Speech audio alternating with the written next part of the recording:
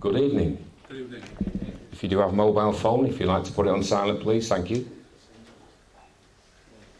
Enormous welcome to Dr. Nick Kollerstrom, astronomer and prolific author with Was Moses Akhenaten? Nick's inquisitiveness and research has created a somewhat interesting life for him.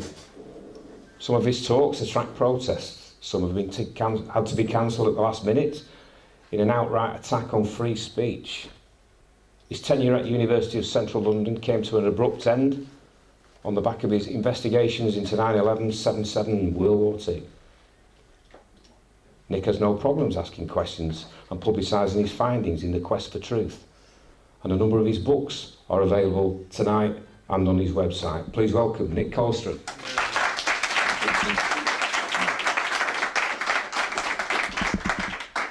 Thank you, ladies and gentlemen. It's a great pleasure and privilege to be back here again after so many years. And this is a rather deep and ancient, profound subject we're going to look at tonight, but with a very modern twist to it, a very modern resolution, as if who was who in the ancient world is just being decoded and discovered. For example, I enjoy this modern Egyptian magazine, Nile, and it's trying to figure out who was who in the end of the 18th dynasty. That's the most glorious period of ancient Egypt, when terrific, huge statues were being built, and the rebel pharaoh that we're going to look at lived in that time. I'm following an Egyptian fellow called Ahmed Osman. Here's his book, Moses and Akhenaten. Here's another book of his, The Hebrew Pharaohs of Egypt. And his revolutionary and astonishing thesis has not received a great deal of publicity. So that's what we're here to look at tonight, okay? Is there one God? Well, don't ask me, but 33 centuries ago, this idea came to a pharaoh.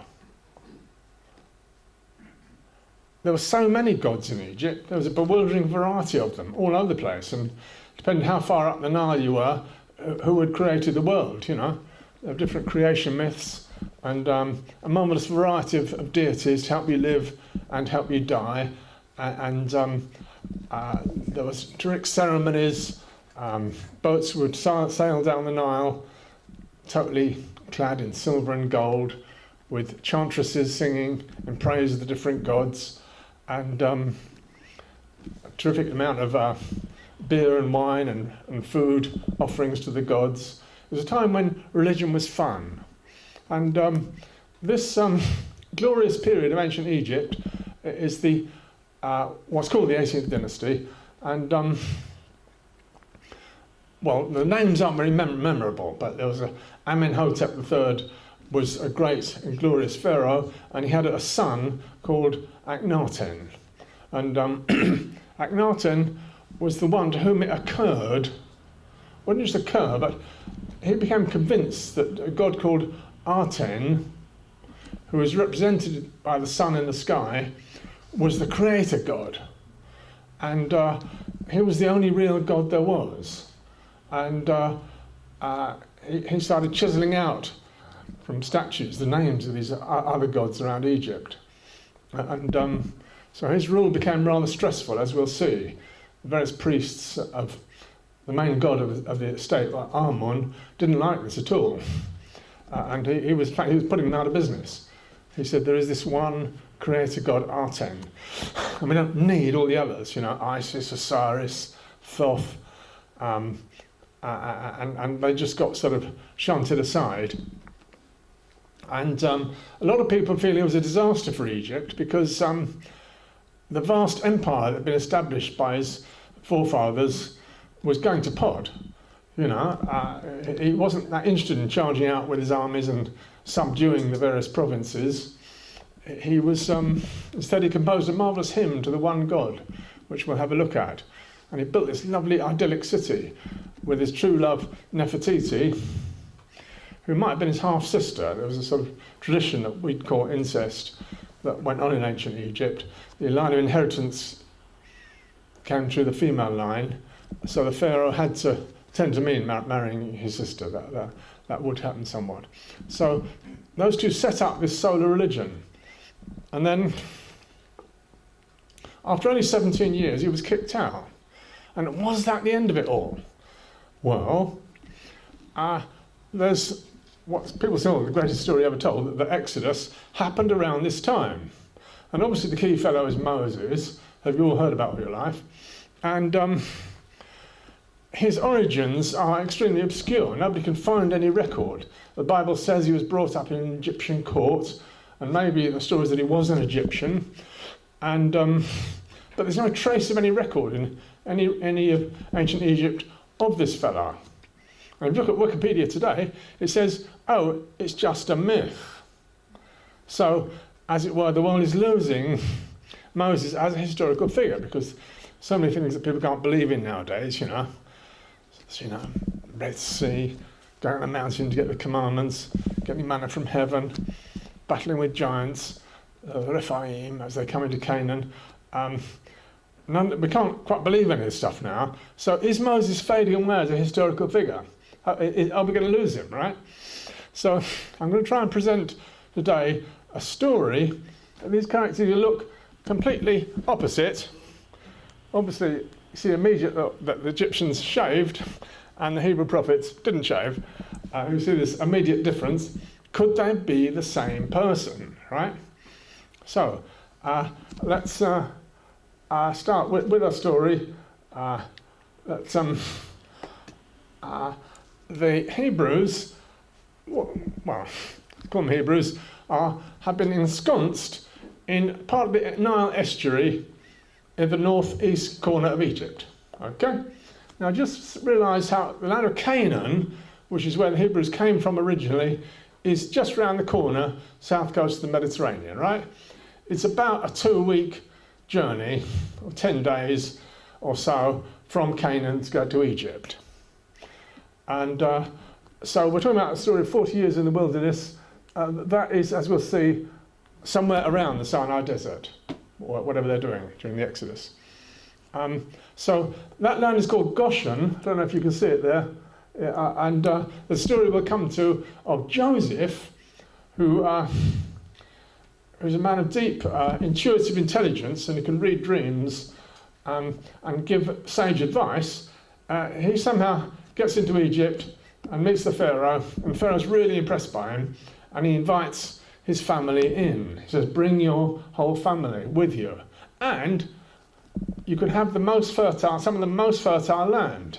Well, bring your flocks, shepherds, and cows, and have the most fertile land around that Nile delta. So that's how the story starts off. There are Hebrews there, and the royal palace is quite nearby. So you can have a scenario where somebody, Akhenaten, grows up with some connection with the Hebrews, but in the royal palace. There's a sort of lake in between them. So you can have the Bible story of growing up and put on a lake to a little child to float about. That is a possible scenario around that Nile Delta area. So the question is there any possibility that we can believe that Moses was actually the same person as, and that would mean that Akhenaten didn't die. So that's what we're going to look at today. Is it possible that we revamp the Exodus story with a still alive Akhenaten? Is that feasible at all? Right? And we've got the problem that throughout the Egyptian archives, there's nothing much resembling the Exodus. That is the problem. People have been combing all through the Sinai desert trying to find some sign of these. As you know, there's a large number alleged to have come out from Egypt. There's no trace of them in the Sinai desert. There's no evidence of any wandering, and nothing in Egyptian records, nothing much resembling the Exodus. Okay? So the Exodus can't quite have been as described. Otherwise, experts generally agree there would be some sort of record of it. Okay? Right. Let's I'd just like to read a bit to you of this wonderful hymn to the sun that Akhenaten composed. And experts seem to believe that it ends up as Psalm 104, or that it's very similar to it. Okay? So it's not worship of the sun. It's worship of one God who can be expressed as the solar disk, the way the radiance of the sun sheds its light on everything. That is a kind of emblem for this deity. So the deity of Akhenaten does not have form. That's how it's amazingly different from all the other gods in ancient Egypt.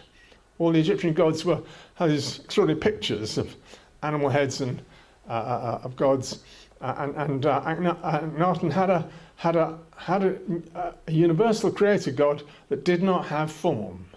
He was the first person ever to think that in history, right? Don't know if you need me to read it out. You are the one God shining forth from your possible incarnations as Aten, the living sun. You create the numberless things of this world from yourself, who are one alone.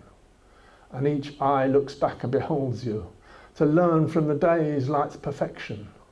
O God, you are in the sun disk of day, overseer of all creation. For you fashioned their sight, who perceive your universe, that they praise with one voice all your labours. And you are in my heart. There is no other who truly knows you, but for your son, Akhenaten. May you make him wise with your inmost counsels, wise with your power, that earth may aspire to your Godhead, its creatures fine as the day you made them. So that is carved on the wall of the city that he designed, called Amarna, which is on the banks of the Nile. So there are various carvings engraved in hieroglyphics of this hymn to the one God. As we'll see, the question will arise of early writing. What could anyone write? Didn't Moses write anything? Could anyone write in those days? 14th century BC. So this was written in hieroglyphics, okay? Here is another script that he wrote on his main city, Amarna, which he designed and built. It all went up very quickly. He wanted to get away from the old ways, the old priests, all the old glorious gods in Karnak and Memphis, and start with a brand new city.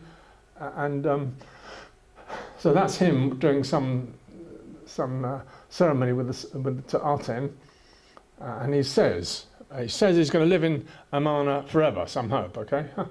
They started to dismantle it a few years after he vanished. And the area between these four stelae belongs to Aten, my father. Mountains, desert meadows, islands, high ground and low ground, land, water, villages, men, beasts, and all things, which my father Aten shall bring forth into existence eternally, forever. I shall not forget this oath, which I have made to Aten, my father, eternally, forever. Now, do you get the impression that he had some kind of vivid experience, that this God was kind of quite close to him and spoke to him? I don't know if you get that impression from this, because one gets the same impression from the character Moses. People felt God spoke to him and he would somehow be able to tell people what the deity wanted. So, and in the Bible, it's sometimes said that Moses was one person who's seen God or talked to him face to face. So I suggest that there's a sense of certainty here and closeness, that he as the royal divine pharaoh, knew what Aten wanted, what the Aten wanted. Okay? Yeah? Okay, here's just a image of what the city looked like on the banks of the Nile. And he would have been about 30 or so when it all ended. Now there's an exciting play by Agatha Christie about Akhenaten, and it describes how over those 17 years the priests got more and more furious, and there was an old guard fellow called Horemheb, who was a military general, and Horemheb was very loyal to the pharaoh and therefore loyal to Akhenaten, and the priests couldn't bear the way all their gods were being shoved aside, and the people were indignant that they wanted their nice home deities to pray to, you know, and you couldn't have a proper death ceremony without these gods, especially Mart, goddess of sort of cosmic equilibrium, who was there, when you died, your heart was weighed in a balance with a feather. It's a wonderful Egyptian image after death. And you had to be light-hearted. Your heart had to be light enough to weigh less than the feather. And then you were okay. You got through into the great beyond. And if you didn't make it, your heart was thrown to a crocodile that was waiting. And that was it. So that was the judgment, right? So Egypt had been ticking out. It was a very ancient culture, been going for a couple of thousand years, hadn't it? The wonderful dynasties of the pharaoh.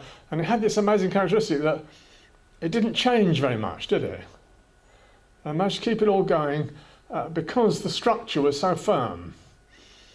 And if you look at the pictures, the big statues of the pharaohs, they all look very similar, don't they? They don't have individual character, do they, very much?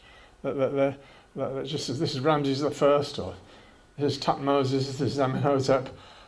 And the pictures, the statues of the pharaohs look kind of similar, so they don't have very much, as it were, individuality, as we'd now say. Okay, so Akhenaten appears as the first total individual, totally rugged individual, or rather aesthetic individual who wanted to be different from everyone else. And he wanted to create something totally different. And we're seeing the outrageous art forms of Amana designed to shock everybody. He wanted to be different. People say he was the first individual in history. And so I'd like to suggest to you that the way the tension built up, you can either believe Amana was poisoned by the priest to get rid of him, or that he was sent off somewhere. And I suggest to you that nobody would have dared to kill a royal pharaoh in that way. Pharaoh had a powerful sort of divine aura that was revered by the people of Egypt. I don't think anyone would have dared to kill him.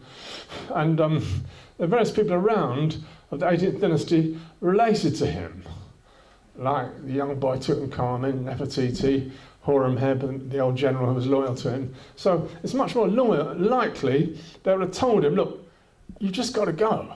Just pack your bags and go off somewhere.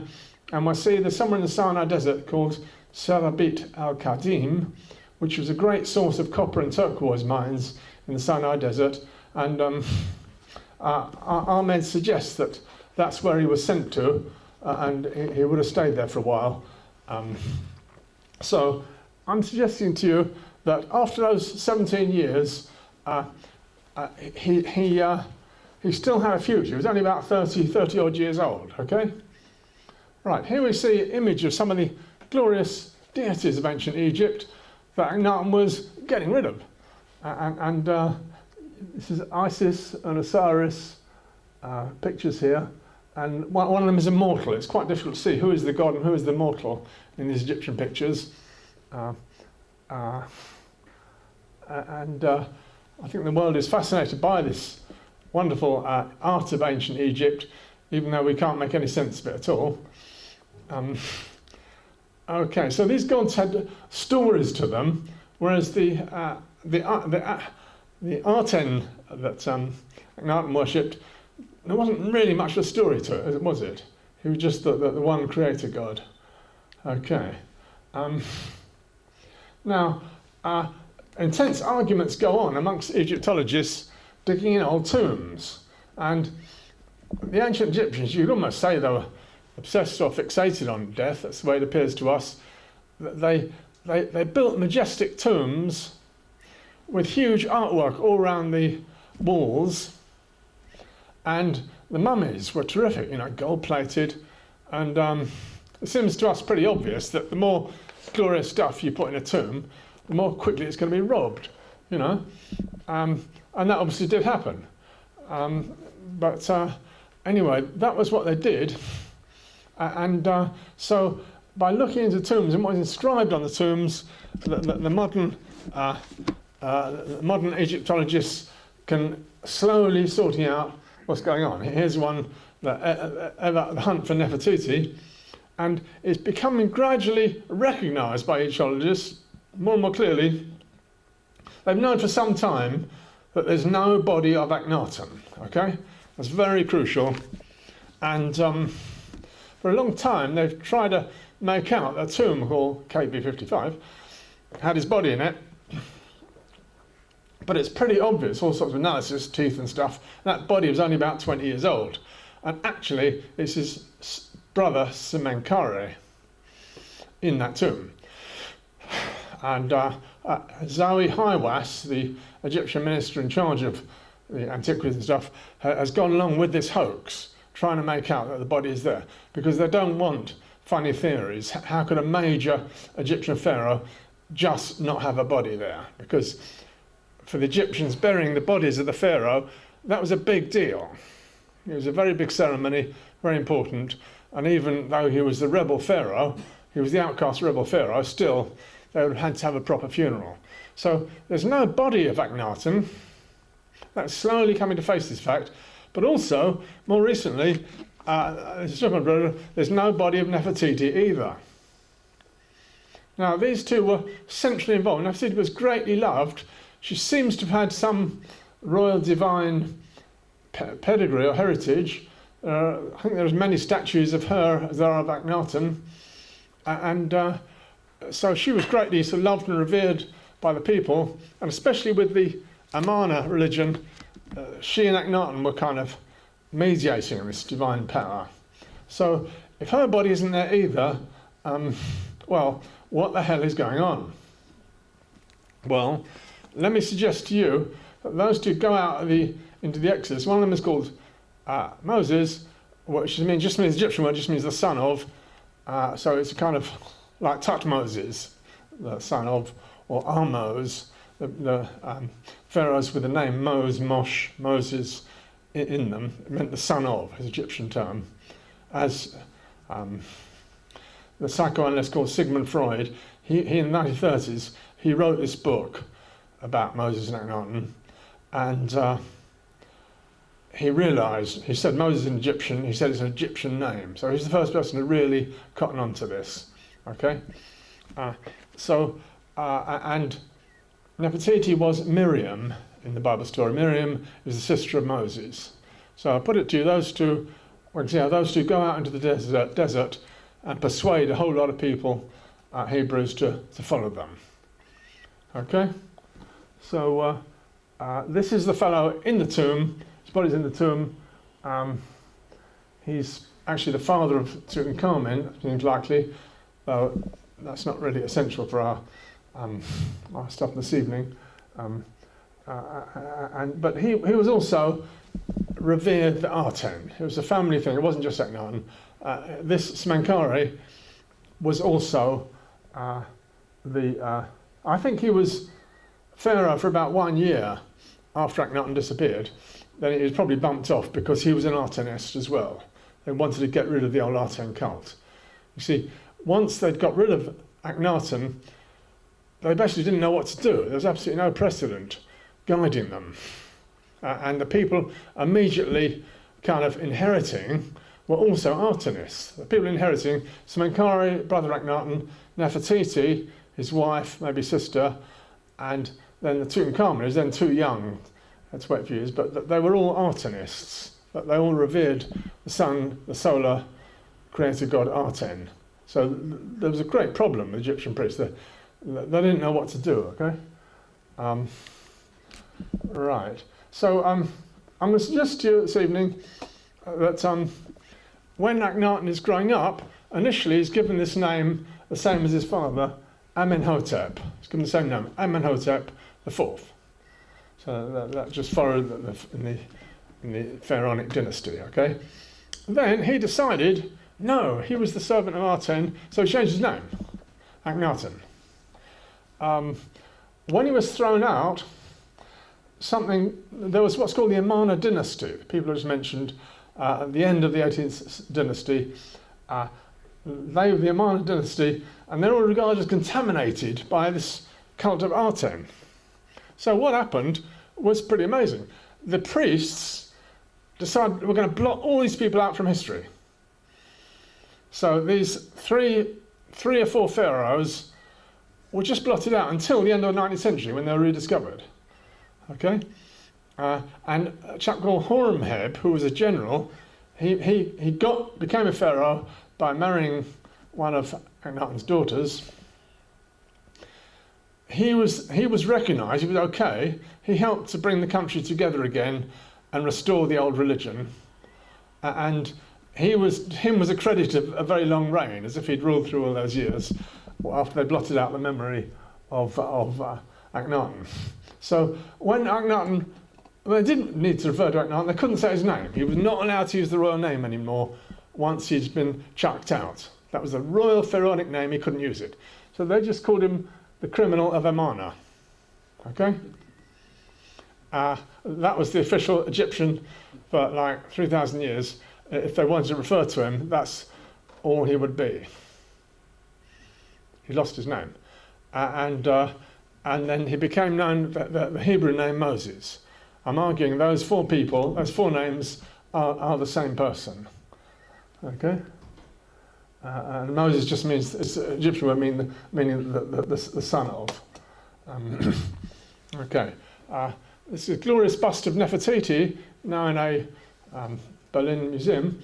And we can see here the way in which the Amarna art was, in one sense, very realistic. Can you see? It's the royal couple sitting together with all their little kids.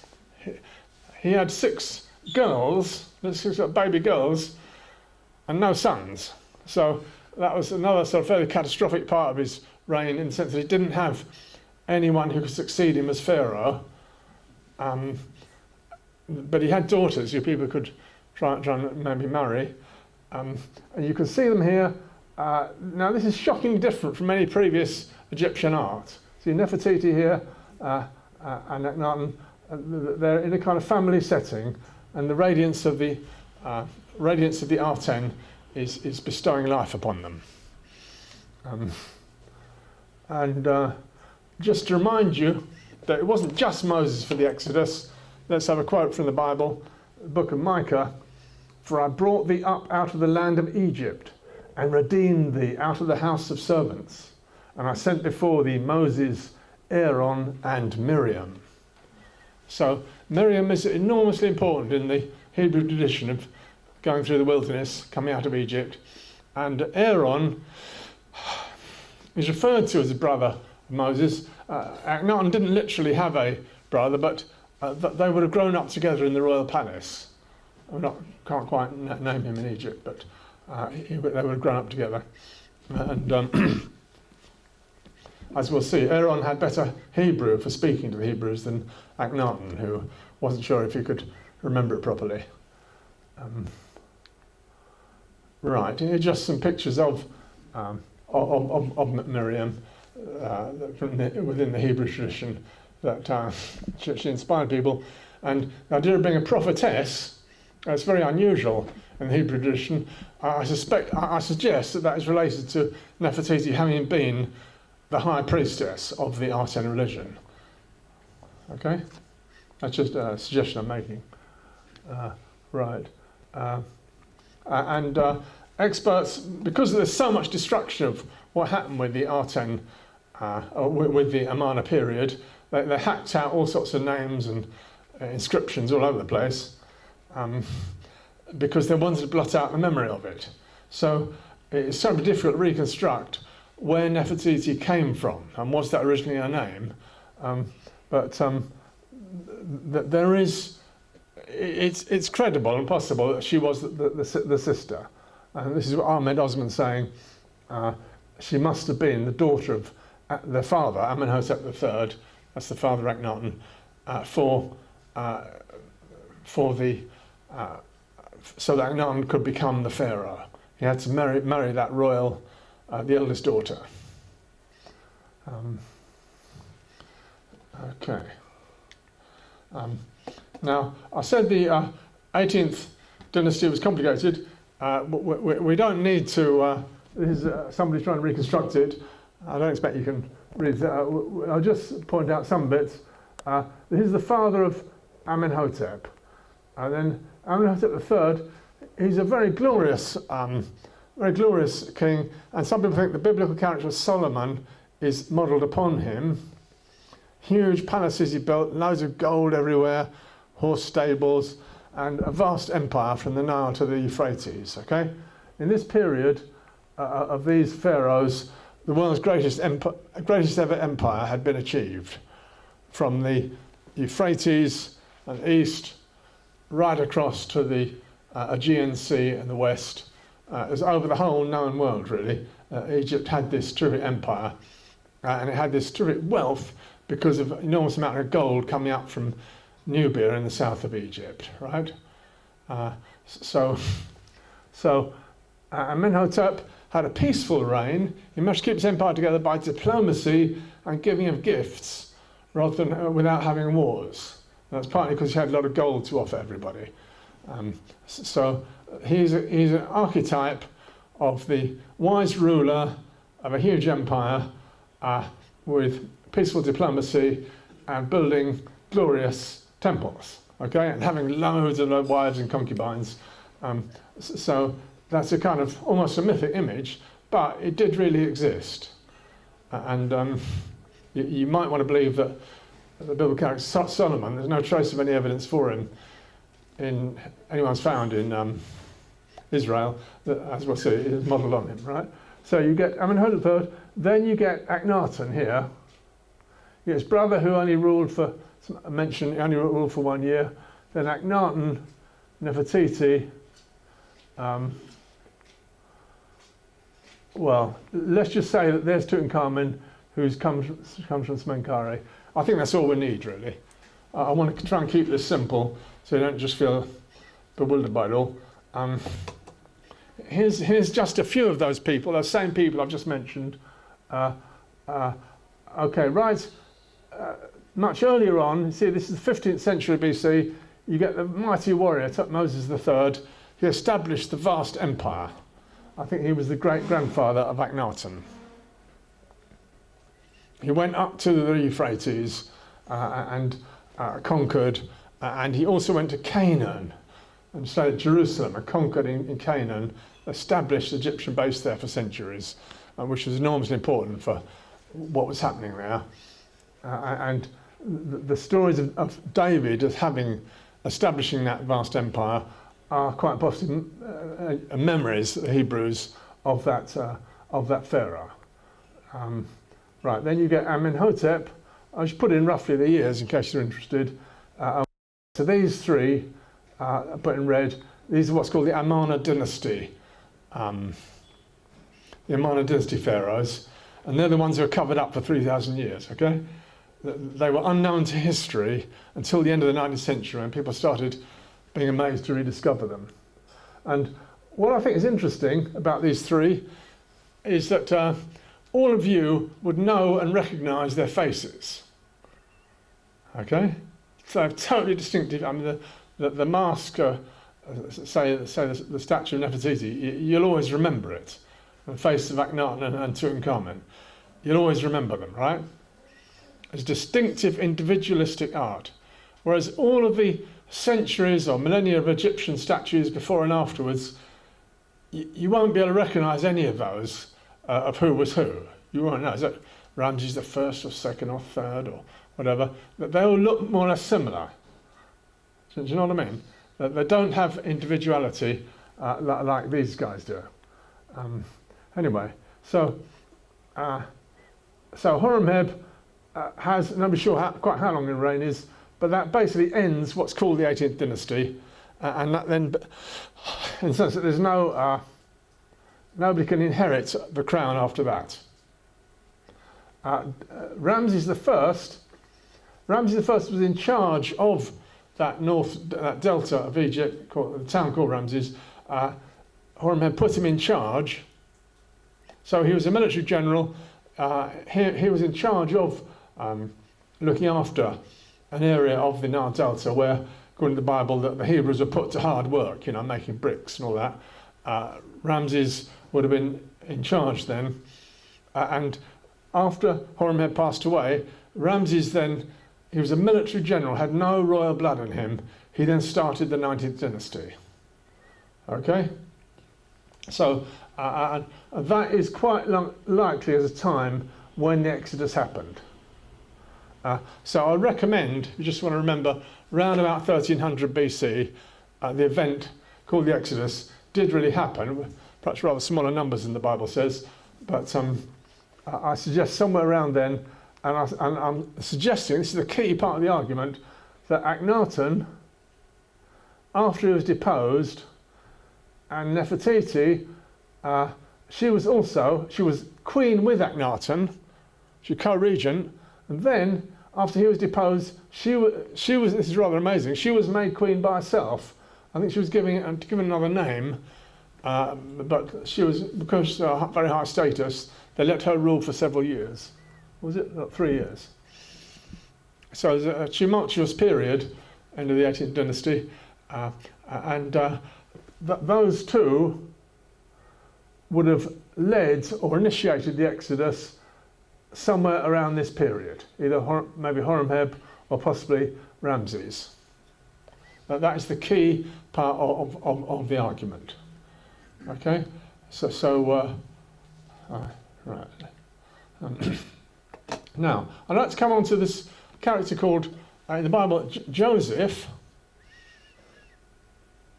How does he come to enter into Egypt? And the thesis of Ahmed Osman that he is called Yuya as the vizier of the pharaoh. The role of the vizier, the pharaoh called Yuya, is quite similar to what is described that Joseph does in the end of the book of Genesis. Yuya. That's the role of being the prime minister of the country. So somehow the pharaoh felt that he got very wise advice from this fellow. Please notice this wonderful mummy, which doesn't look like it's 3,000 years old, 34 centuries old, right? And wonderfully expressive. And I think you'll agree, this is the sort of person that you might appreciate getting some advice from. He looks quite, kind of sage character who would ponder stuff and give you some wise counsel. The tomb gives him his title as father to the pharaoh, and that is in the book of Genesis. Joseph tells his brothers, God made me father to the pharaoh, lord of his household. And what Ahmed Osman realised, that was a technical title that very few people have held in Egypt, father to the pharaoh, privileged position of advisor and prime minister, and also, for example, Amenhotep III developed cavalry, keen on horses. He had a separate cavalry, separate from the rest of the army, and Joseph, I think he was in charge of that, or a lot to do with supervising that. That helps us to date this event. So he's got a Semitic, non-Egyptian face. This is the.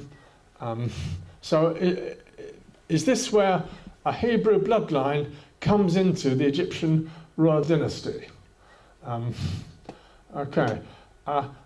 He comes in, the pharaoh before this fellow, but he's still around when Amenhotep III takes over. This, by the way, that statue, that one glorious face there is enormous. You can see it in the British Museum if you go there. He had a long reign, long peaceful reign, 38 years. I've already mentioned wives. So he's very much like the Solomon figure in the Bible. And Joseph was his chief advisor over that period. Okay?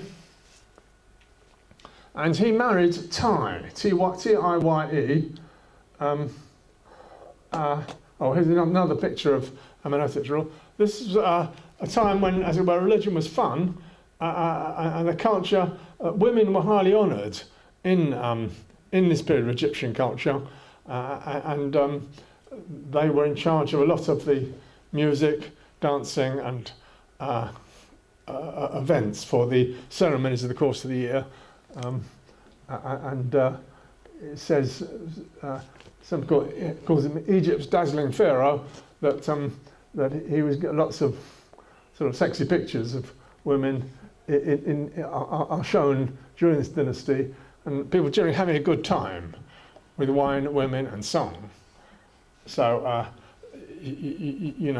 The way I think of it, that Akhenaten couldn't go any further in that direction. He saw what his father had done, the gigantic statues he'd built, and he couldn't compete at all. So that's why Akhenaten turned to something completely different.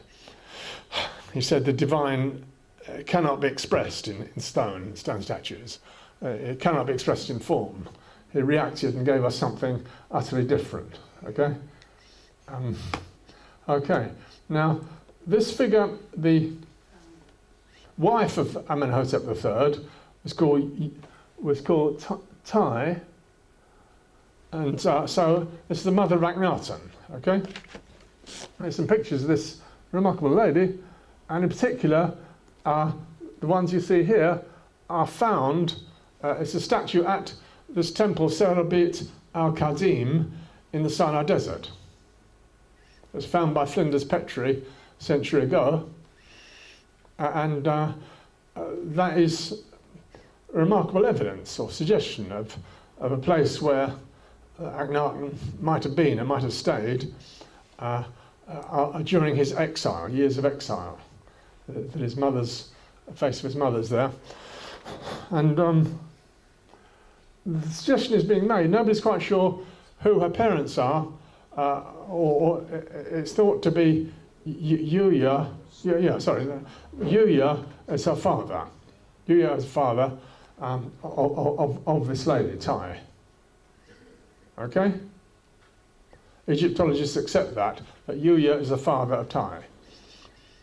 So, if what I just said is the case, that Joseph comes into Egypt and he is the pharaoh, he is the vizier, advisor Yuya, then that has staggering implications, doesn't it? Did you follow that? His daughter is Tai, and she grows up in the royal palace, and Amenhotep III takes her as his wife, his second wife, but she is his main wife. Amenhotep III honours her as his main wife. And she becomes the mother of Akhenaten. That means that Akhenaten has got Hebrew blood. Okay? And that is the big key to this whole story. The whole question, is Akhenaten Egyptian? In the Bible it says, somebody introduced him, says this man is an Egyptian, and it says he was brought up by the Egyptian palace, but it also says he has Hebrew roots. And that is all absolutely correct. 100%, that's a 100% valid historical statement of one and only one person in history, namely Akhenaten, who did grow up, and he did have Hebrew roots, and so he could, to some degree, speak the Hebrew language. And the Yuya name of Joseph, that is quite feasible. It echoes the God of the Hebrews, Yahweh. Okay. Now, the Yahweh God is appearing around then. We get evidence for it on a stele of time of Amenhotep. A bunch of tribes in the, just south of Palestine, they were described as, in terms of the god Yahweh.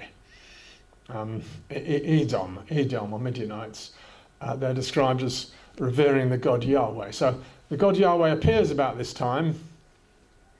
It's long before Israel or Judea exist, okay?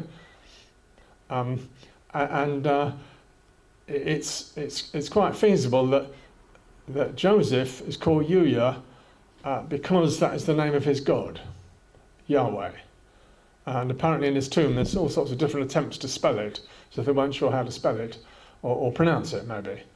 But because it's just vowels and certainly hieroglyphics, apparently you don't have vowels, only consonants or something like that. So I think that is a very deep and sensible thesis, and it's the key to everything that Ahmed Osman has put forward. This lady is the daughter of Joseph. Okay. I mentioned Serabit al-Qadim. By the way, you can put your hand up if there's any bit you're bewildered by or doesn't make sense. Yes? The lady you just looked, she More African, right. Yeah. Maybe she's Nubian. Okay. Thank you. It's been suggested that she looks more African, yeah. Any other comments? Yeah. Thank you for that, yeah. Right. Serebit Akhadim was a huge, been going for 1,000 years, where copper is obtained. And if you look here at the map, can you see it? Serebit Akhadim. And it's quite near where Mount Sinai is supposed to be. Now, I'm not going to say which mountain is Mount Sinai, and people have been debating that for 1,000 years, but there is a place where the Christian kind of main monastery there, what's traditionally Mount Sinai, and there's a moderately good case that Mount Sinai down there is as good as any other version of it.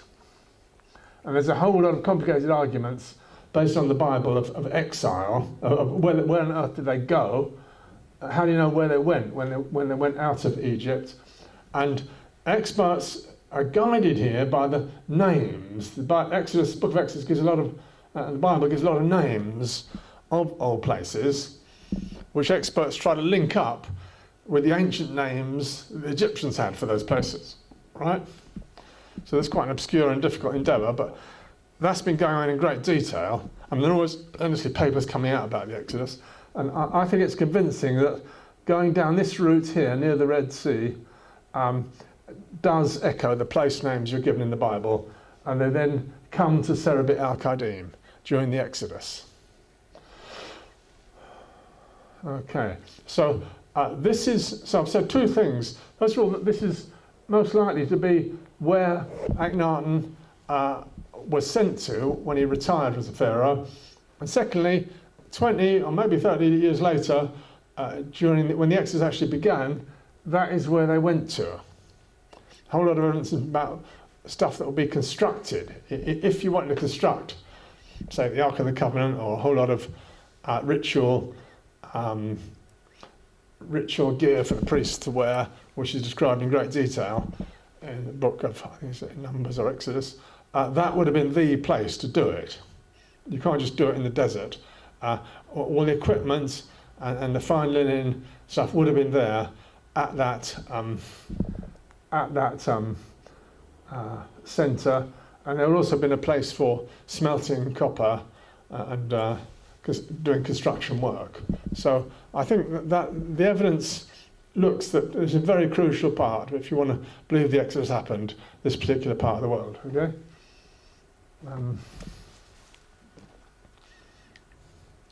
Now at Serebit al-Qadim there's a temple to the goddess Hathor, and she's a goddess of sort of love, happiness, intoxication, and sort of dance, and one of her forms is the cow. So experts believe that the big scene of Moses coming down with the tablets and seeing the Israelites worshipping a golden calf, that is an expression of Hathor worship, of the Egyptian goddess Hathor. Okay, I'll just the Quran has the golden calf as a Hebrew form, as a female calf. If I may read out a bit from this hymn to Hathor, the golden one, come, O golden one, who eats of praise, because the food of her desire is dancing, who shines on the festival at the time of lighting, who is content with the dancing at night. Come, the procession is in the place of inebriation, that whole of travelling through the marshes. So you can see Egyptians did have a good time, and their religion was fun, and it had this divine feminine power in it, which obviously the religion was going to rebel against.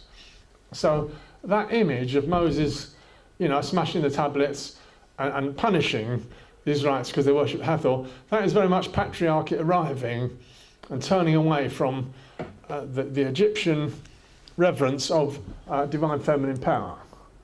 Okay? And also total rejection of any idea of a deity with an animal form, right?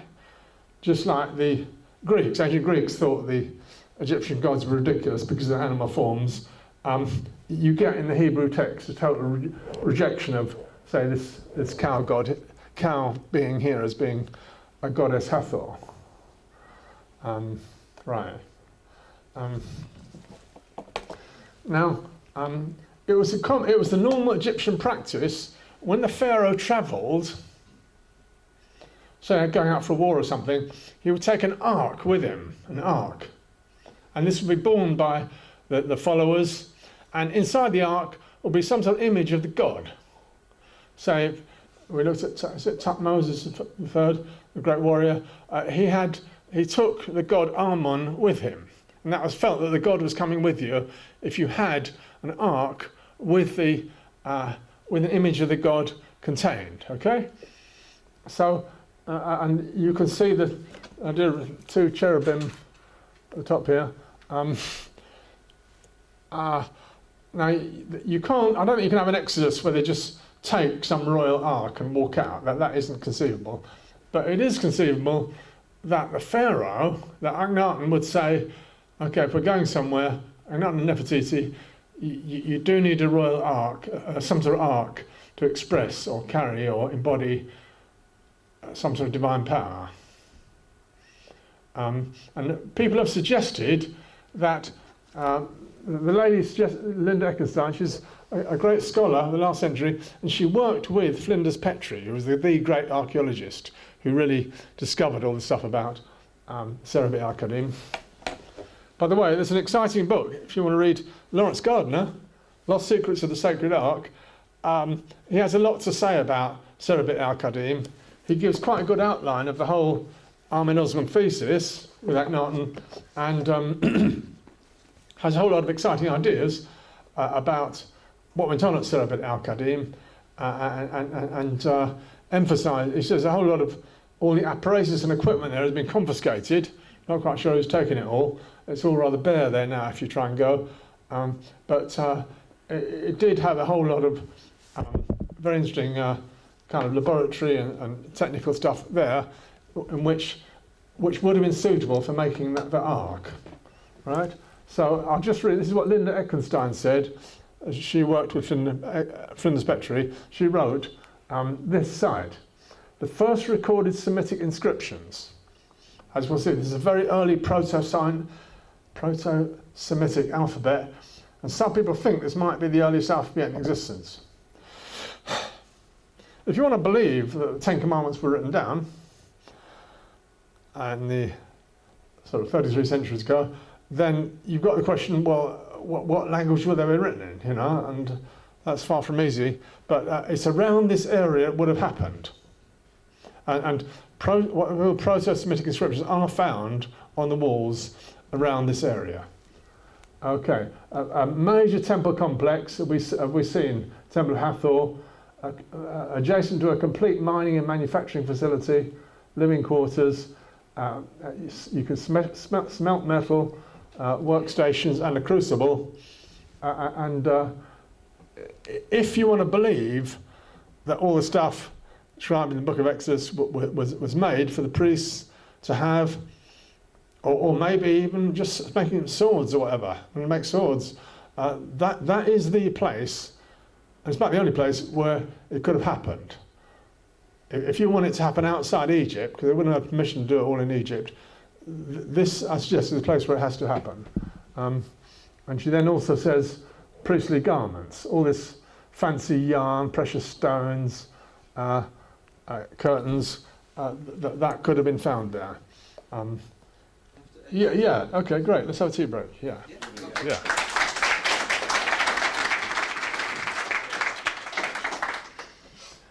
But in the fourth generation they shall come hither again, book of Genesis. So it's called the exile, the time in Egypt. A family from Canaan journey round the south coast of the Mediterranean into the Nile Delta and stay there for a bit, 4 generations, maybe a bit over a century, and then they come back to Canaan again, where they came from originally. And this is kind of hyped up as God says, you're coming to the land of milk and honey, and the Exodus, land of promise, milk and honey. Well, it's the goat's milk, rather bitter, and yes, there were some honeybees there, but basically Canaan is relatively rocky, infertile land where you can have your sheep and maybe some goats, but it's nothing like as fertile as the Nile Delta. So there's a kind of problem of composing the story of what is so great about coming back to Canaan, where you started off from, and why is this called entry into the Promised Land. So that's a general problem with the Exodus narrative. Here, I've just given 4 different examples of names that the Bible gives, the book of Genesis, for showing the generations. Now, the details don't matter, you don't have to remember these names, but just gives you a rough idea of what is meant by 3 or 4 generations.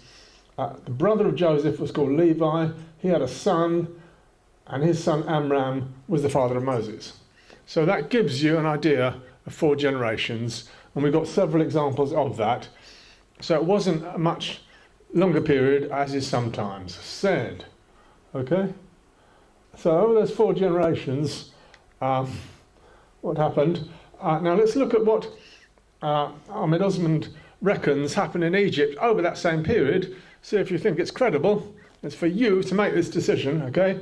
Joseph, as the vizier, Joseph comes into Egypt, and he's called Yuya, and he's given a wife, and they have a daughter, T-I-Y-E, who Amenhotep III falls in love with her, and she becomes the Queen of Egypt.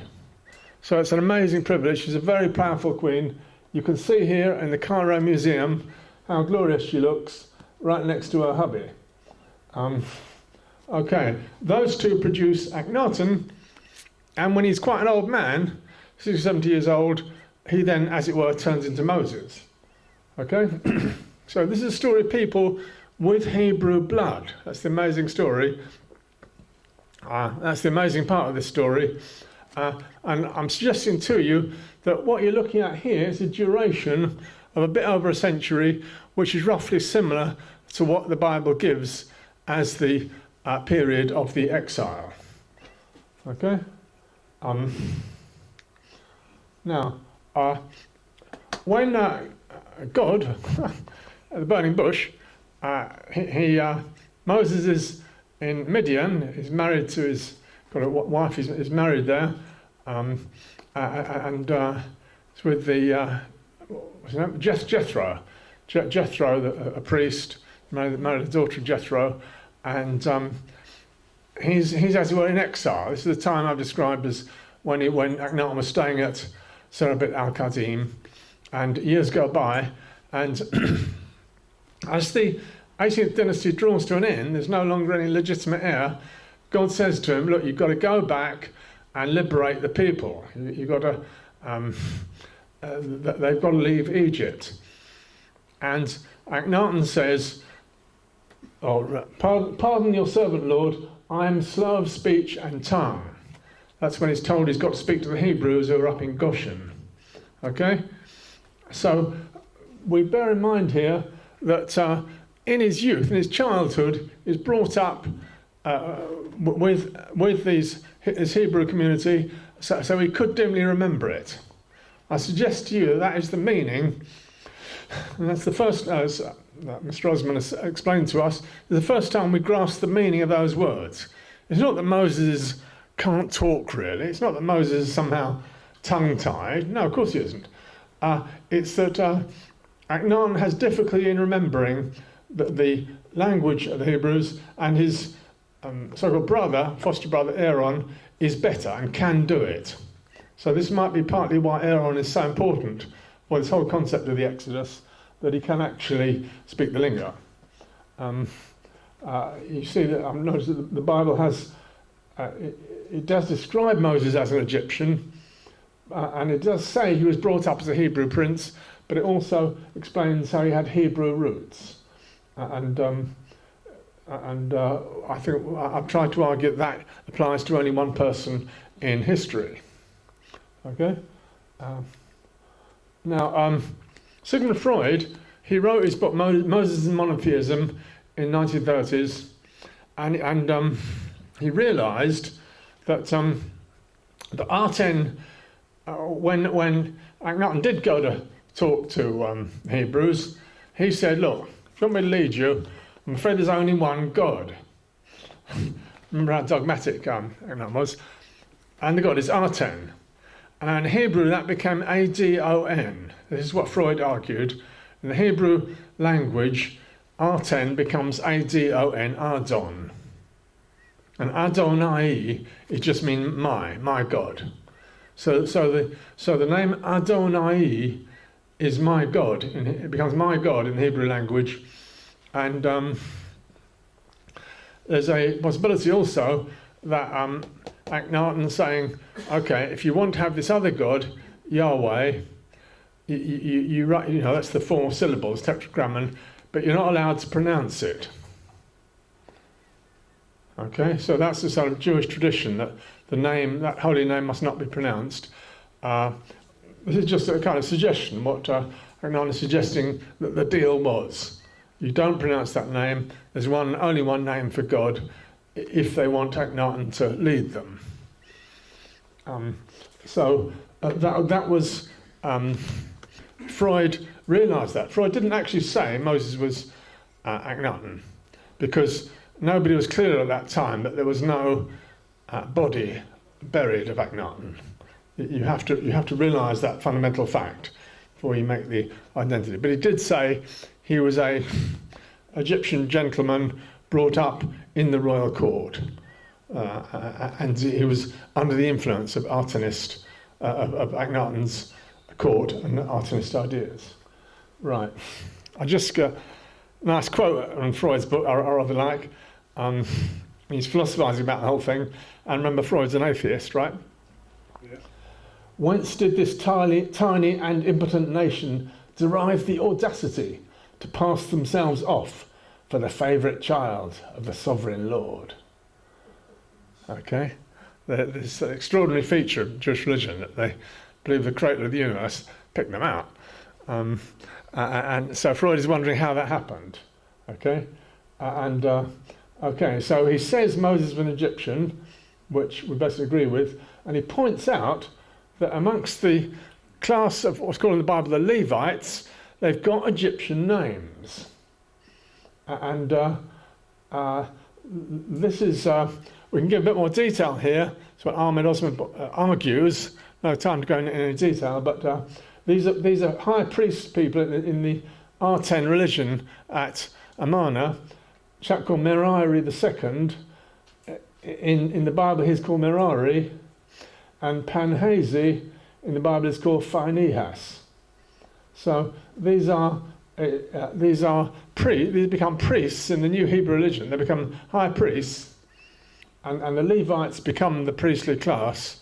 And Freud is saying these were, as it were, followers of Akhenaten.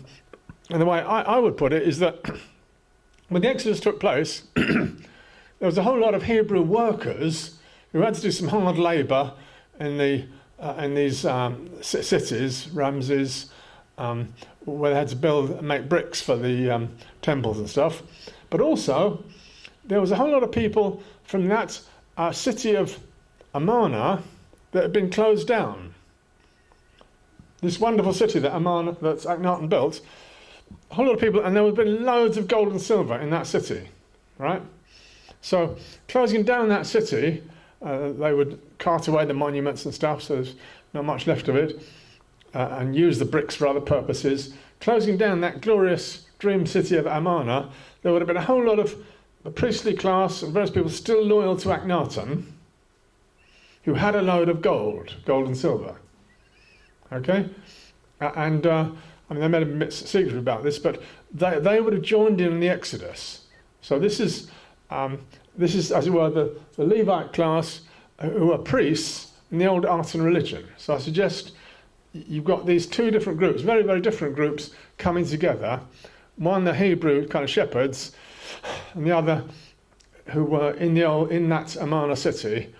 And so the suggestion, what you get stated in the book of Exodus, that when the Hebrews left Egypt, they had gold and silver. It says, they just took them off the locals. well, not quite, no. They had that from that closed down city of Amarna. Okay, so that's all I'm saying, commenting on this insight of Freud. And well, we don't really know this really, but he said there's a duality and two sides to the Hebrew God. That's what Freud said. He said there's the glorious one God of Akhenaten, sublime lofty vision, but also he felt there was Yahweh, a volcano god, an uncanny bloodthirsty demon who walks by night and shuns the light of day. So he felt there were two sides to this Hebrew God. Right. This is a relatively recent discovery around Serabit al-Qadim of the very early writing, possibly the earliest writing in the world that is alphabetical as opposed to the hieroglyphs. Okay, and this is dated around the 18th dynasty. It's the period we're looking at, and it has a couple of key names. There's the wife of Joseph, Asenath, house of the vineyard of Asenath, so it's posthumous, she would have been dead by then, but it alludes to that. And also, this is a very remarkable Ahisamach as overseer of minerals, the father of Aholiab. Now, that is directly mentioned in the book of Exodus as one of the people assigned to construct the Israelite tabernacle, the Ark of the Covenant. Well, how amazing is that? You've got the person named as designer of the Ark of the Covenant and as very skilled, and this is at Serabit al-Qadim, and is named. So I suggest this greatly vindicates what we were looking at earlier, the conjectures that this is where it would have had to be made. And this helps us to believe in the reality of this whole enterprise. I suggest that this very early script, and there's some other, one or two other bits that apparently allude to what Moses did, that he achieved something, achieved some wonder or something rather spectacular that impressed everybody. So I think we should look forward to any future evaluation of this early text. There's a book, a very, very expensive book, published by some guy in Israel about this. So I think we need to look forward to further debate, people evaluating this, see whether the world comes to accept it. But on the face of it, this is saying there was some kind of alphabet just around, not far from where any 10 Commandments would have been given, if you want to believe that happened, and there is an early script, and it does vindicate the story. Okay, let's just remind ourselves of what this story involves with the Exodus, because the Egyptians are cast as the bad guys in the Bible story. They're somehow being very cruel to the Hebrews. Okay. When Joseph first arrives, look at how generous the pharaoh is. He's rather astonished by someone who can apparently read his dreams and interpret, and apparently give sensible advice. Okay, and he says, Pharaoh says to Joseph, "Now that your father and brothers have come to you, the land of Egypt is before you. Settle your father and brothers in the best part of the land. They may dwell in the land of Goshen. And if you know any talented men among them, put them in charge of my own livestock." Then Jacob blessed Pharaoh and departed from his presence. So Joseph settled his father and brothers in the land of Egypt and gave them property in the best part of the land, the district of Ramesses, as Pharaoh had commanded. So how good is that? You know, he's given the best part of the land. And we're told that 70 of all his relatives and brothers, family came over. 70, you give them names of them, and we've seen where they lived. So this is a wonderful generosity by the Pharaoh.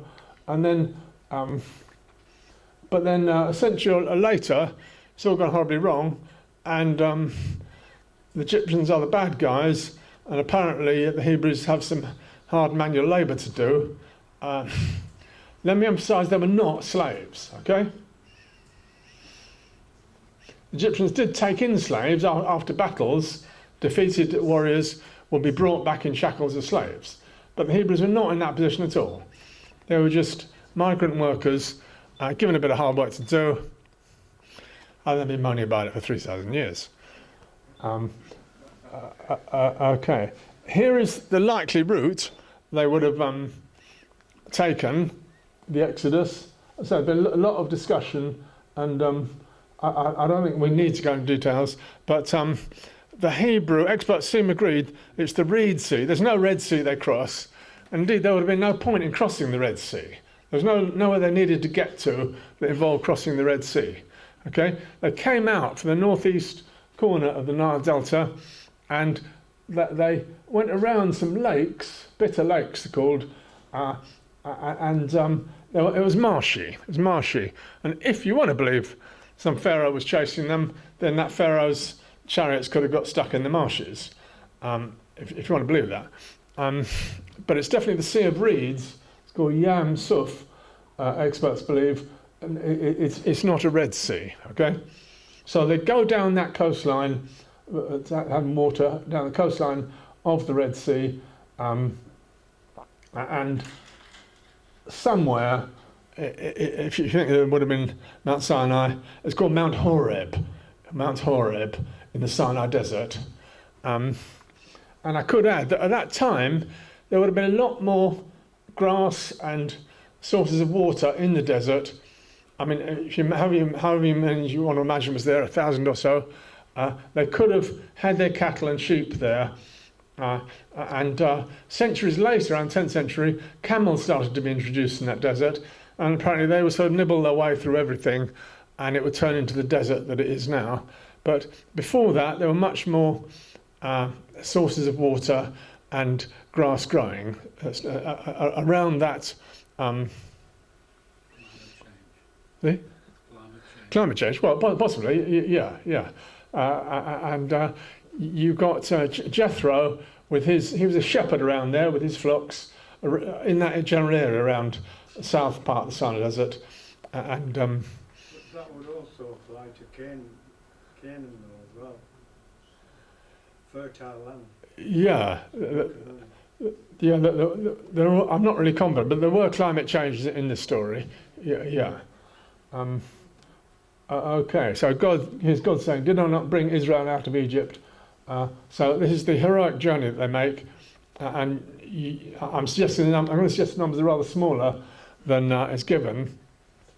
Whoa, it's got a bit. We lost the top, huh? Anyway, right at the end of the 18th dynasty, the Exodus takes place, and we're getting a quite preposterous figure given in the book of Numbers, 600,000 men over 20. It's just the soldiers. So that would involve 2 million, including women and children. There's only about 3 million in Egypt. So I'd like you to consider that you've got 70 of them come in. And a bit over a century later, how many do you think there would be? Okay? Maybe a few hundred. And it says there's a multitude of others that joined them, okay? And I've said that there would be a whole lot of people from Amana who would have wanted to come with Miriam, that's Nefertiti, and Moses, that's Akhenaten, would have wanted to come with them. So I would tend to think somewhere around about 1,000 would go out, and it's quite hard to imagine them going out, but apparently this did historically happen. Here's God telling them that even when they go out in the wilderness, you're not going to die. You're going to die because you've complained against something that Yahweh said. So the story has them, 40 years go by, so all the Israelites die who originally started out, and a new generation has to get to the promised land. So this is, so I'm suggesting something did happen with rather smaller numbers. Okay? Now, I'd like to come on to non-Hebrew accounts of this event. Although memory was blotted out in Egypt, the historians do record something cataclysmic happened at the end of the 18th dynasty. And let me add also, there are stories of plague around Egypt time of Amenhotep, and around this time, they're putting up a whole lot of statues of the goddess Hathor, who they apparently believe might protect them against plague. So there are sort of hints about plague going on at this time, and this is what the Greek historian Manetho, the Egyptian historian, in the 3rd century BC. So this is the nearest we've got to a reliable source, and it's very remarkable what he says. Okay, the Hebrews are banished from Egypt together with the polluted persons and lepers, etc. So it's felt they were somehow polluted, and this Amhotep III, that's the father of Akhenaten, is remembered as the name Amenopis. Okay, if you accept that. This king Amenopis conceived a desire to behold the gods, and he asked his advisor, also the same name, if he wants to behold the gods, and the advisor says that he would be able to see the gods if he cleansed the whole land of lepers and other polluted persons. So there's a need to cleanse the land. The king was delighted and assembled all those in Egypt whose bodies were wasted by disease. They numbered 80,000 people. These he cast into the stone quarries to the east of the Nile, there to work segregated from the rest of the Egyptians. Among them, Manetho adds, there were some of the learned priests who had been attacked by leprosy. So we've got a memory of a group being separated from the rest of the Egyptians and connected with the idea of being impure. Now, this is often said about the Hebrews, that they didn't accept other people as gods, that they were, so that was said about them.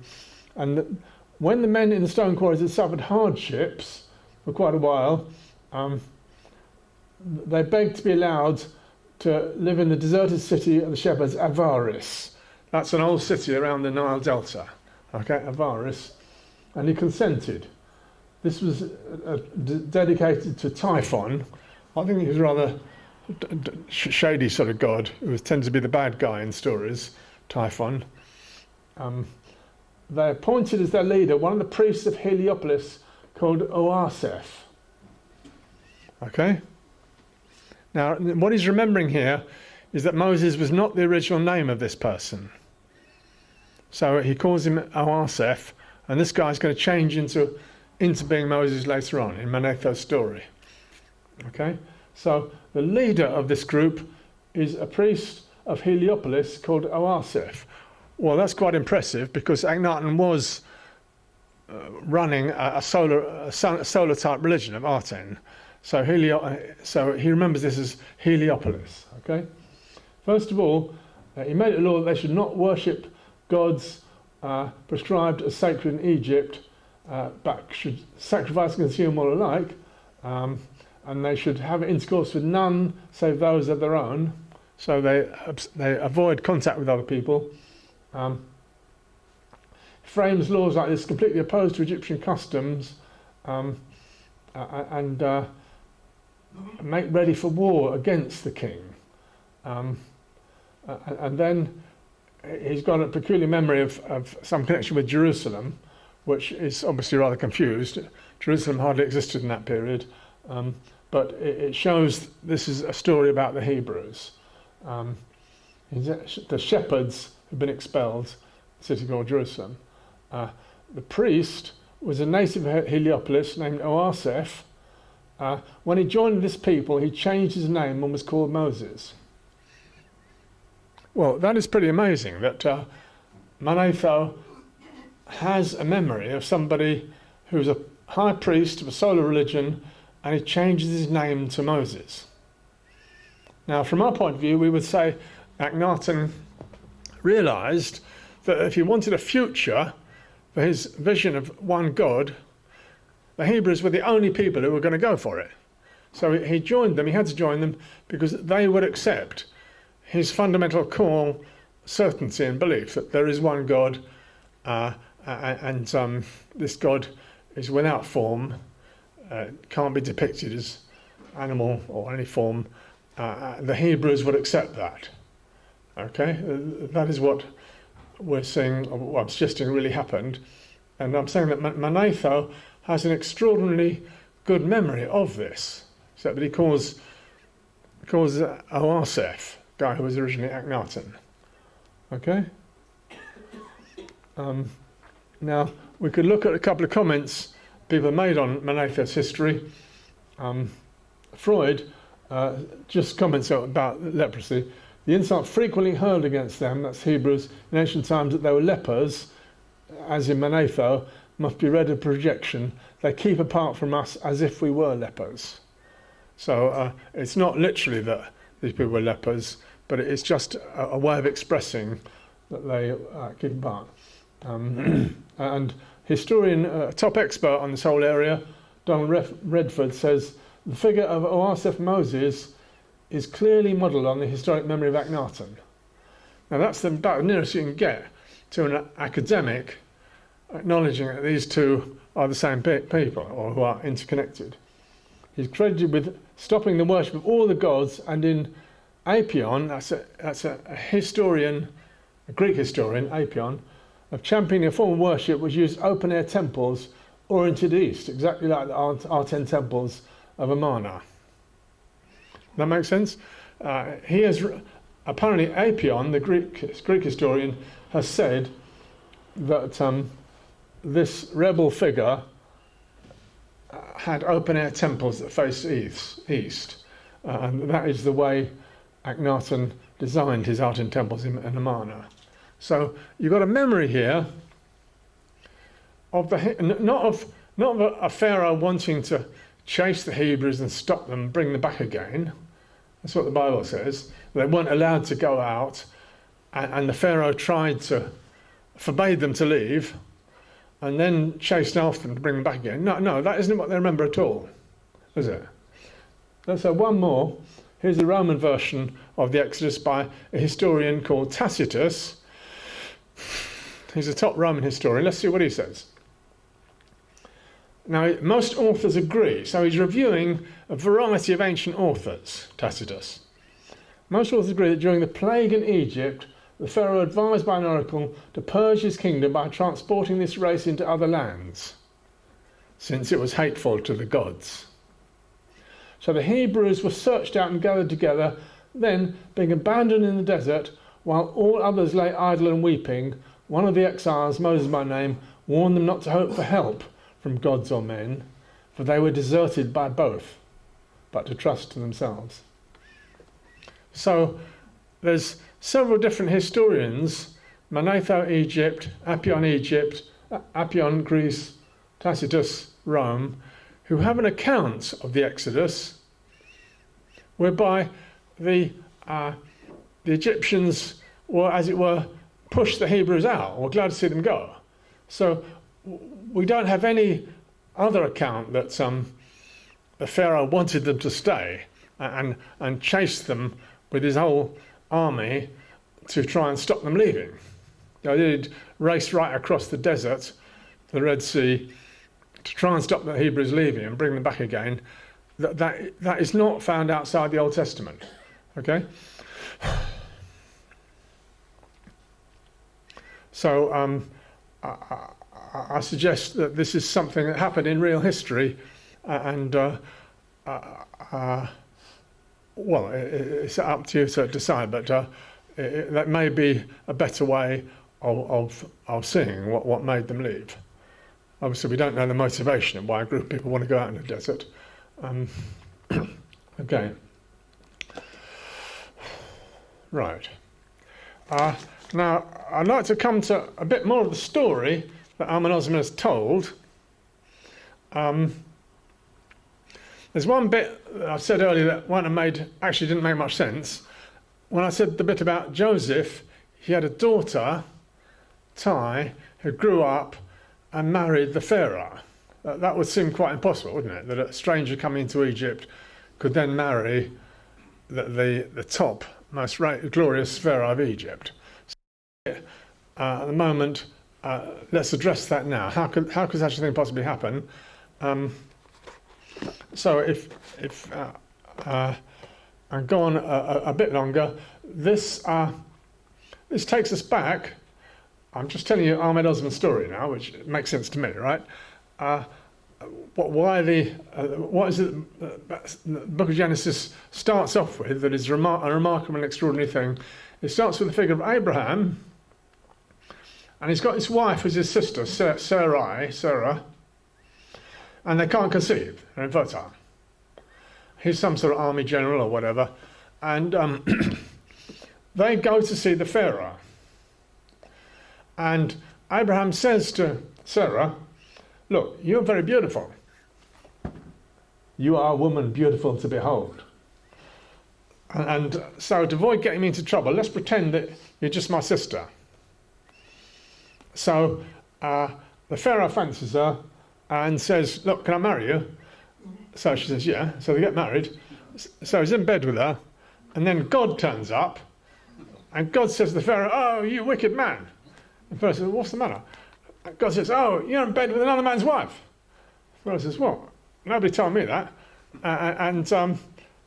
So Pharaoh feels terribly guilty. And he gives Abraham loads of goods and, gold and silver and stuff. And horses. And so they go out of Egypt laden up with all this stuff they've been given because the Pharaoh feels so guilty. And also a maid. Because Sarah a maid. Now, these are all oral stories. I want you to picture these stories being told for centuries orally before they're written down as just riveting stories that would have different layers of meaning, okay? Now, on one layer, that is just a funny story of Pharaoh being tricked. Guy pimps out his wife, right? But another layer, Sarah then has a child when she gets home. So, and Abraham, who isn't fertile, who can't make Sarah conceive, he then has a child with this maid, which is called Hagar. So Abraham has a child with, and God says, oh, well, child with Hagar, Ishmael, he's going to be the line of the Muslims, but he's not the most important one. The most important one is the child that Sarah is going to bear.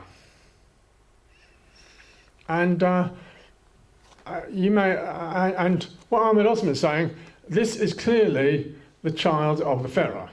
And the reason you then get the Bible telling you, or God telling you, that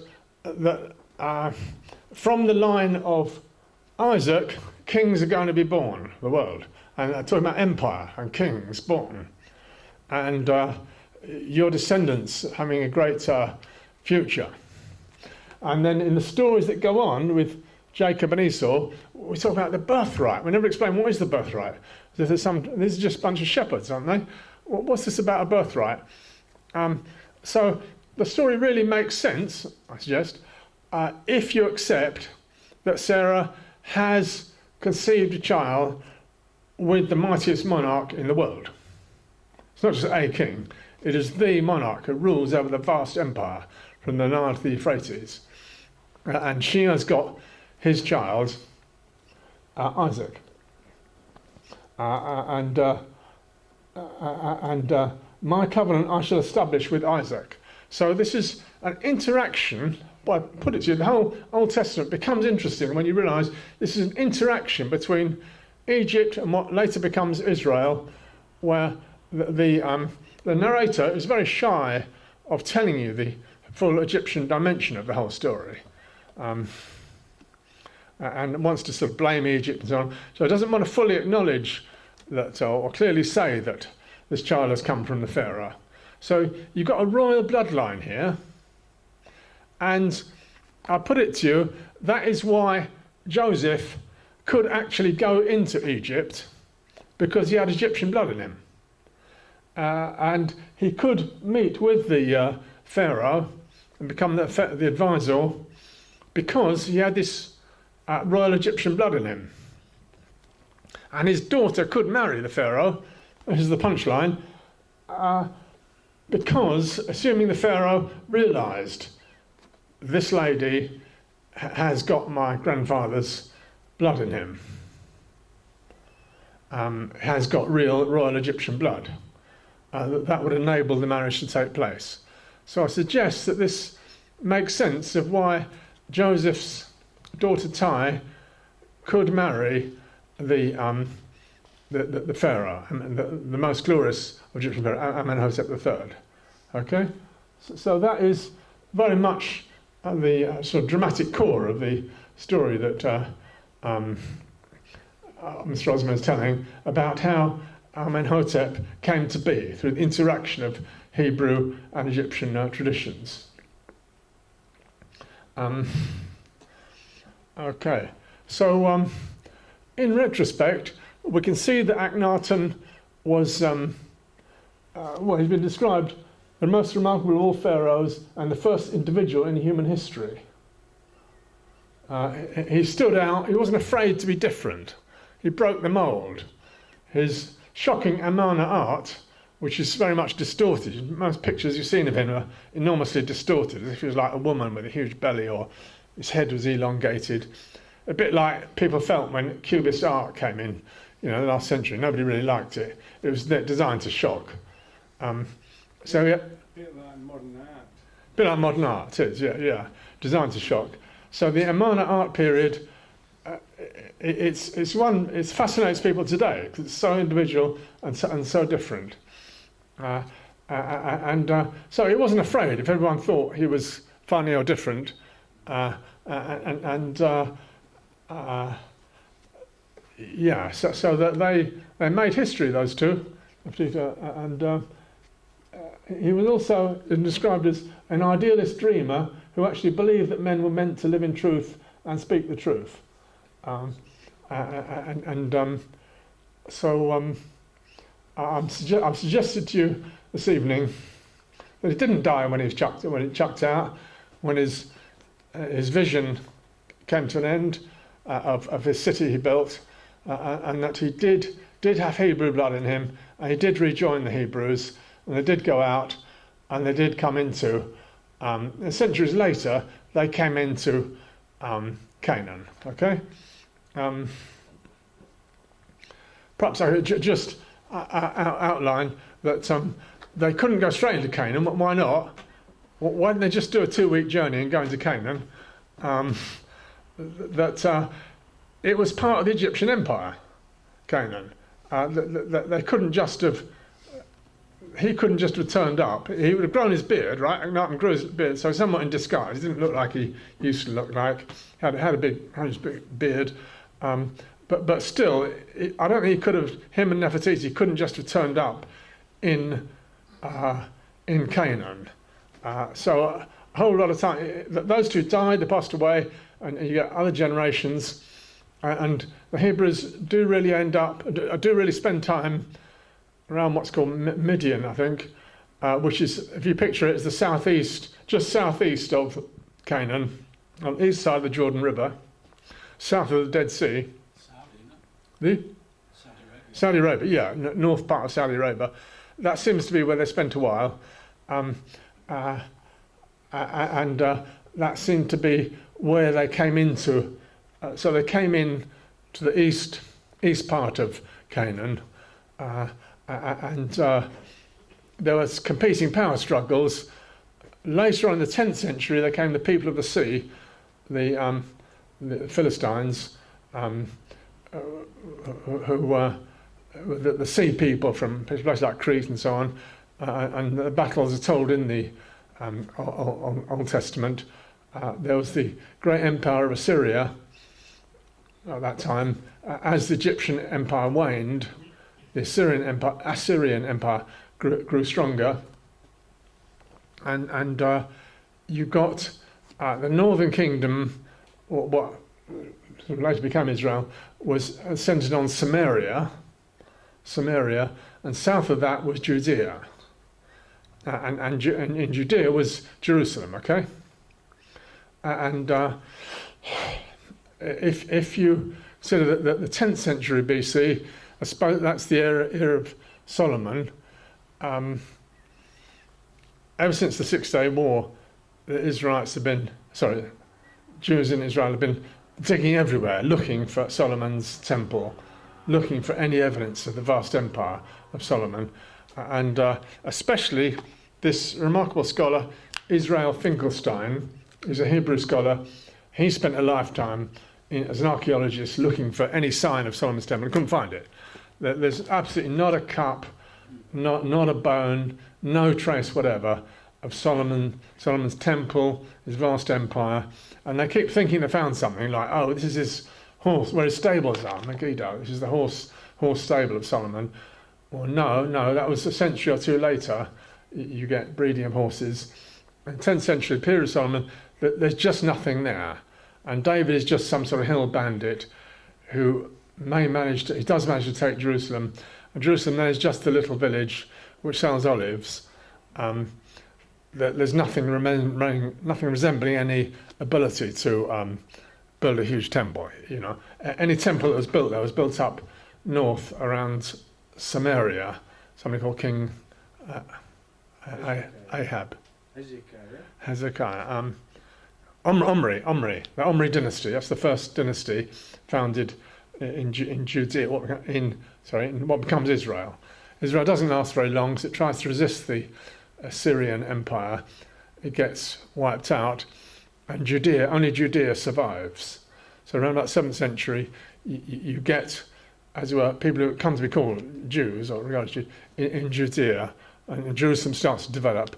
And around the 8th century, you've got writing. It's real Hebrew writing, and stories start to be put together about then. Okay, so I'm only mentioning this because there's nothing remotely resembling they're writing, composing a glorious past, which involves an Empire of Solomon, which is an exact memory of the glorious Egyptian pharaoh that they would have remembered during their exile. In fact, let me suggest this: that the very detailed account of Amenhotep III, the glorious, like the Louis XIV of ancient Egypt, the way that is described in the figure of Solomon is proof that the exile happened, because it is totally a memory of that pharaoh, and it's transposed as if it were there as the son of David. Okay, so I suggest to you that this is a very interesting, exciting time to look at this history, because previous generations, they, as it were, just had the Bible. They just got stories from the Bible, and now we've got loads of stuff from archaeology and all sorts of letters from different kings to and from each other to evaluate and compare the Bible stories. And there was a school of minimalists who dismissed the whole thing. Oh no, no Exodus, you know, it's just a myth. And you find that a lot of that, that's a modern skepticism. And I suggest to you that a careful evaluation of the subject and of the remains that have been found, like by this well-balanced judgments of this fellow, Israel Finkelstein, indicate that there was an exodus. It was, I would say it's relatively small numbers, and there weren't the huge battles, but they did infiltrate, they did permeate into Canaan, and they did then, centuries later, establish great national myths, mythic stories that we all know of, brought up in the Bible. Okay, so what I've tried to tell today is the way, a view by an Egyptian. His great dream and hope in his life was that some sort of peace between Egypt and Israel could take place by understanding the deep interconnections between them in this story. I don't know whether that'll happen, but I think his Egyptian point of view has given us, for the first time ever, a real history of these events. Thank you.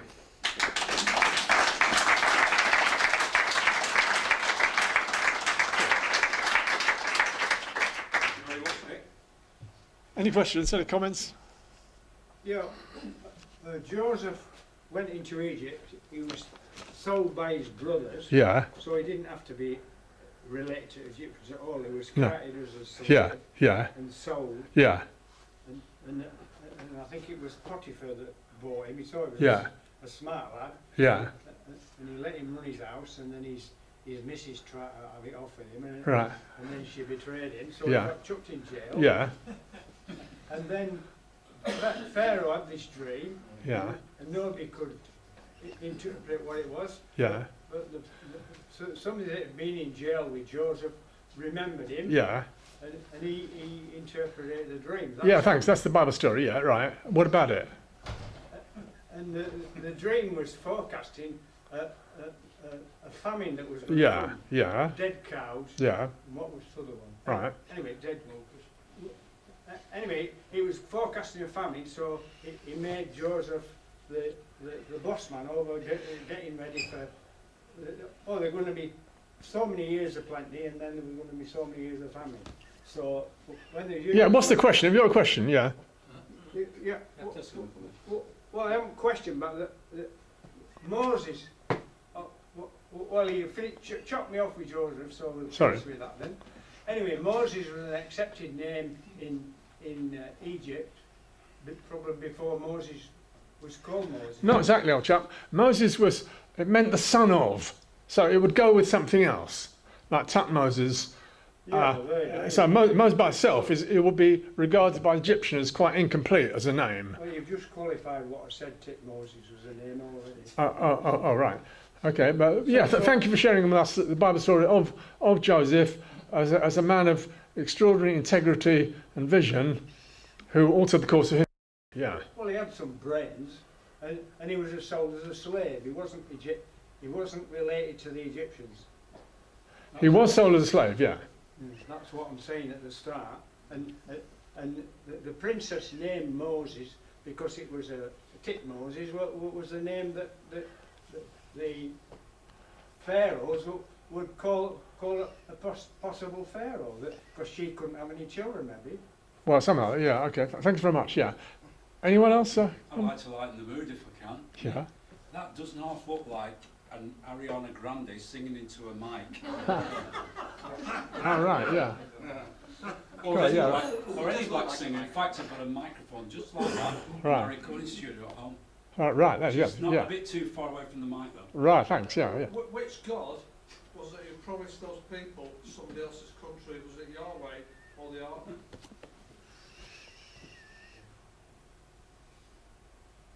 Oh, this would have been... No, I think I'll have to pass on that. I think I'll have to pass on that. I would guess it was Yahweh. Yeah, I assume it's Yahweh. But let me add here that I think it's very shocking and terrible the way the Old Testament, in fact, the entire Bible, is written blotting out the names of God. It just says Lord.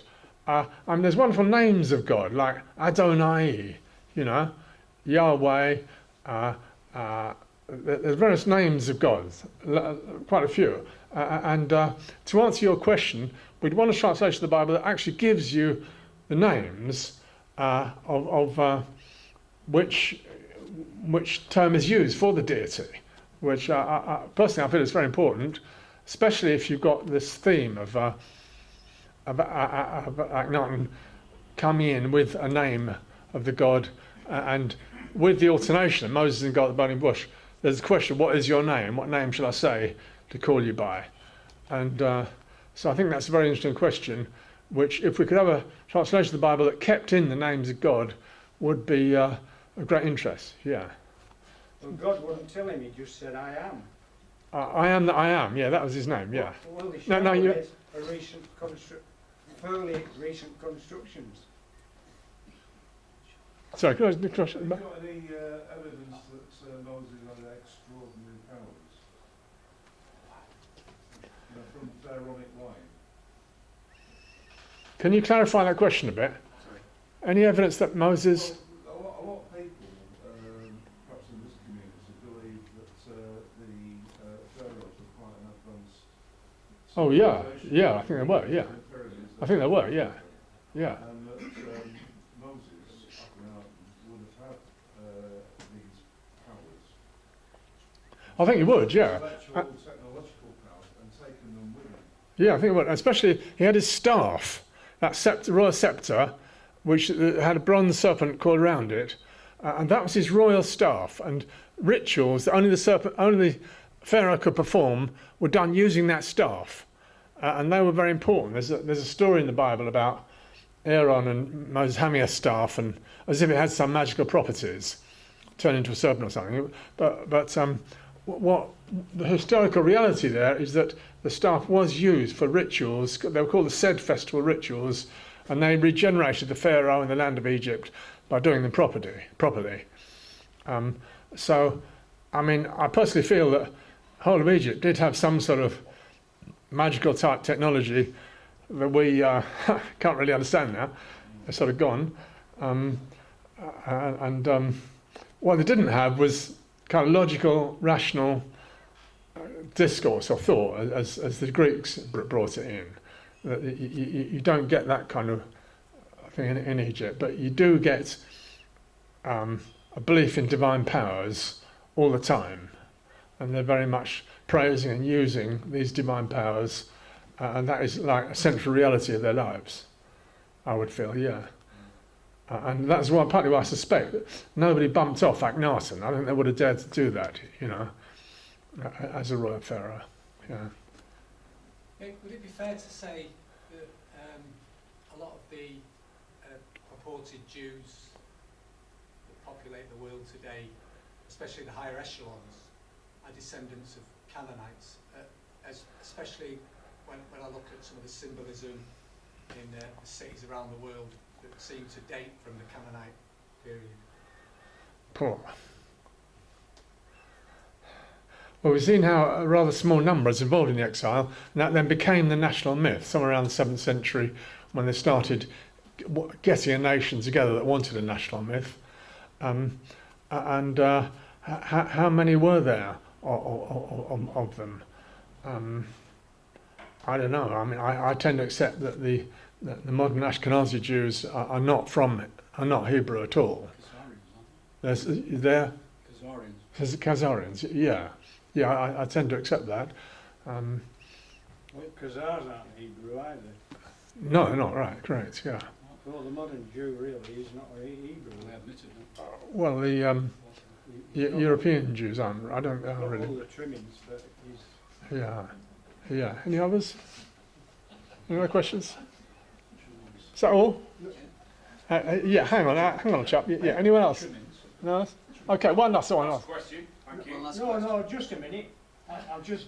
No, don't say it. Last question. No. Well, come on, man. If you've got something to say, it. Ogham script. When does that come in your history? Ogham script, which was found in America, and it was supposed to be written by the King Solomon's ships. Were at sea for 2 years. They were going across to America. Is this the Mormons or something? If you read about the American history, no, it's nothing to do with No, right. the script on rocks in America. Right, yeah. I'm sorry, I can't help you. I can't help you. Have you never heard that? Yeah. Anyway, it doesn't matter about that. The most important thing is crossing the Red Sea.